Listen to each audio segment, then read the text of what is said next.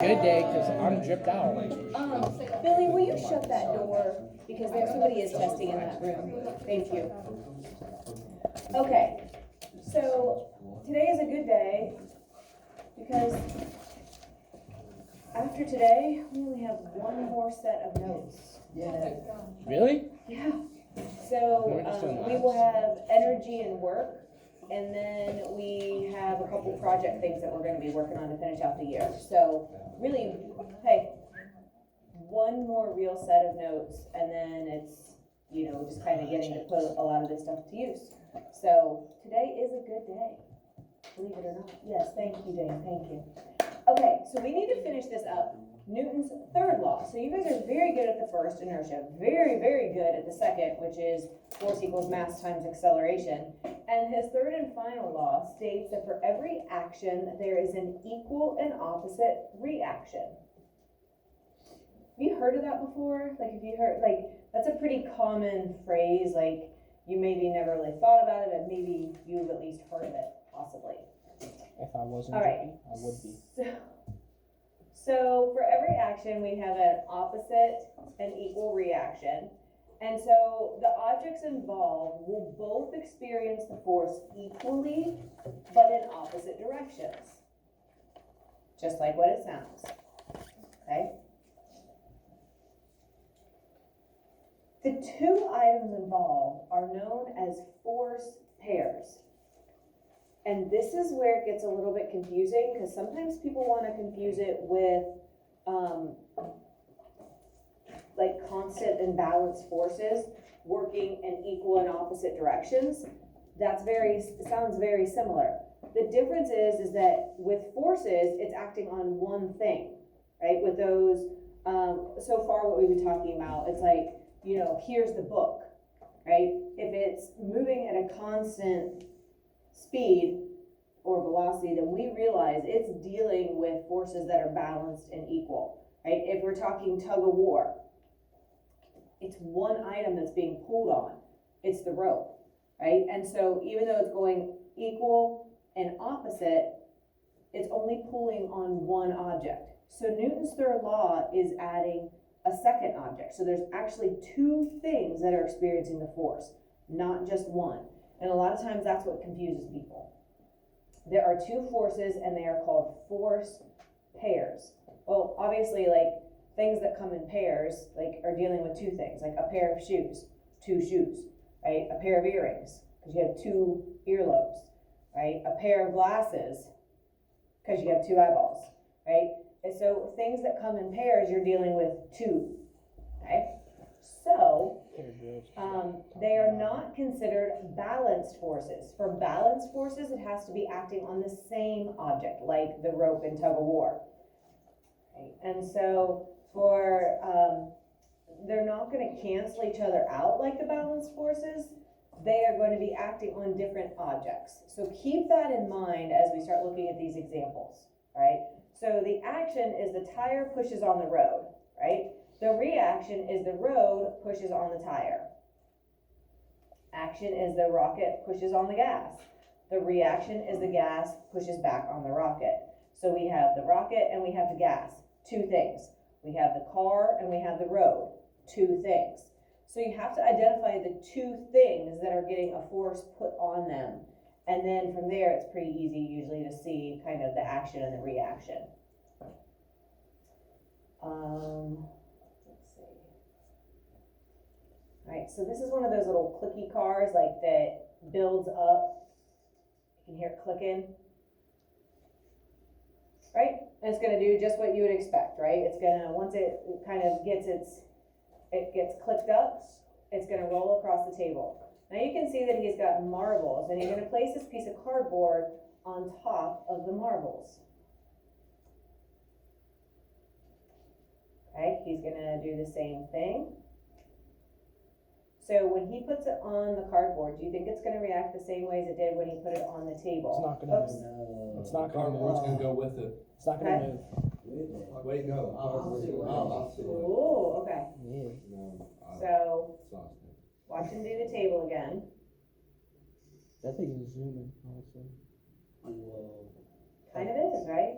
At least he had a partner there to catch it for him. That is epic. And again, so Not now a he's stop gonna sign. put it on the marbles, Jaguar. Do they make it And- faster?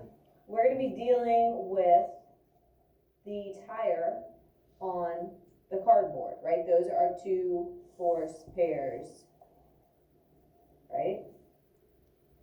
Tire now going on the cardboard. So you would expect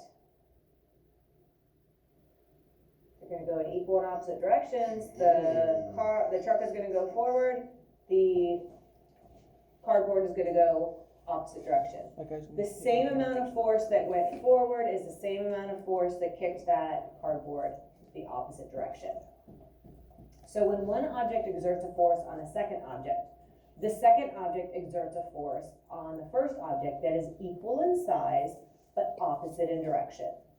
So the tires were exerting a force forward and they exerted an equal force back on the cardboard in the opposite direction. So if you have two objects, if we call them generic A and generic B, we don't really know what they are. A acts on B, so B will act on A. So the truck hits a sign, that's the first force or action. Therefore, the sign has to hit back on the truck, which is the second force, the reaction. Both of those are going to be in equal strength, but in opposite directions. Which one of those do you think is going to notice? So let's say like it's a truck traveling at a speed of 70 miles per hour and it hits a road sign. Which item do you think is going to experience more damage? The sign or the truck? Depends what kind of sign. So we're just talking like a normal like speed limit road sign or like a stop sign, like that kind of sign. I'm saying that signs. I thought you meant like one of them big like No, highway not, signs. no, so just like a regular old like stop sign, speed limit sign, something like that. Who thinks that the truck is going to experience more damage? Who thinks that the sign will get more damage? Why do you think that is? If the sign is putting the same force on the truck as the truck is putting on the sign, why is it that the sign gets mangled and the truck doesn't? I mean, I'm pretty sure. Probably different masses, right? And if you think back to Newton's second law, force equals mass times acceleration. So if they have the same acceleration but different masses, well then the truck is gonna really exert a much stronger force. It's gonna, basically, the sign is gonna feel that effect a lot more than the truck is going to. Probably still gonna hurt the truck a little bit. Yeah, I'm sure it probably will cause some damage for sure. Total is stop Okay, and so another example, this can also be vertical forces. So the earth pulls the book down, that's the first force or action, gravity. And so the book pulls the earth up. Now, do we really think like this book is pulling the earth up? Well, it actually is, right? But do we really notice that? No, because the earth is so much more massive. Its downward pull is so much stronger than the upward pull. The book is, we're not going to notice that. So if there's a huge disparity between the sizes of the objects, then you're not really going to see both of them experience it equally. The one with the bigger mass will kind of show less of a response. But if you measure the force Newton for Newton, they would be equal. And I think that sometimes that's why it's a little confusing. You're like, well, they're not equal because they're not reacting the same. They actually are experiencing the exact same force strength. It's just one shows it more than the other sometimes. All right, so if one of the objects is much larger, it appears to cause more of an effect. And it appears to. It's not that it really is applying more or less force, because those forces technically have to be equal. And so shooting of a rifle, this is also a good example. So the first force is the action. It would be the bullet shooting forward. Anybody here ever shot a shotgun? Right? What happens usually after you fire? What's like the immediate reaction that you feel on your body? The deer dies. That's not answering the question. Oh, okay. What is it? Hit your shoulder. That kickback, right? So the bullet goes forward, that's the action. The reaction is that gun's recoil or that kickback that you feel, probably on your shoulder, right? So the second force or the reaction would be the recoil. So the momentum of the first force is the action, the second force is equal to that, and it will be what we call the reaction. Obviously, you're not gonna get any kickback or recoil if you never shoot the bullet out. You have to have the initial action before you will have the reaction. All right, and so we will, some of you have noticed that I have these little setups are called Newton cradles. Obviously, they're named because of Sir Isaac Newton. We will actually play around with those a little bit, I think tomorrow, and we'll try some different setups with this. And so the yellow ball moves because the blue ball exerts a force on it. The blue ball stops because the yellow ball exerts a force on it. And so we'll get to play around, like we'll have a bunch of different setups with this. Each one of these balls or spheres have the exact same mass. So it should be showing the exact same reaction. Yeah, there you got it. And be pretty rhythmic with it as well. So we'll take a look at those tomorrow. So here's a couple more examples. So the initial action is that the air rushes out. So the air is coming down. Well, the opposite direction of that is up. And so the second object is the balloon going up. So air and balloon, that's the force pair. And so the air goes down, the balloon goes up. Same kind of idea with the rocket, kind of works the same way. So the action is the foot pushes on the skateboard, and the reaction is the skateboard pushes back on the foot. Okay. Same thing here.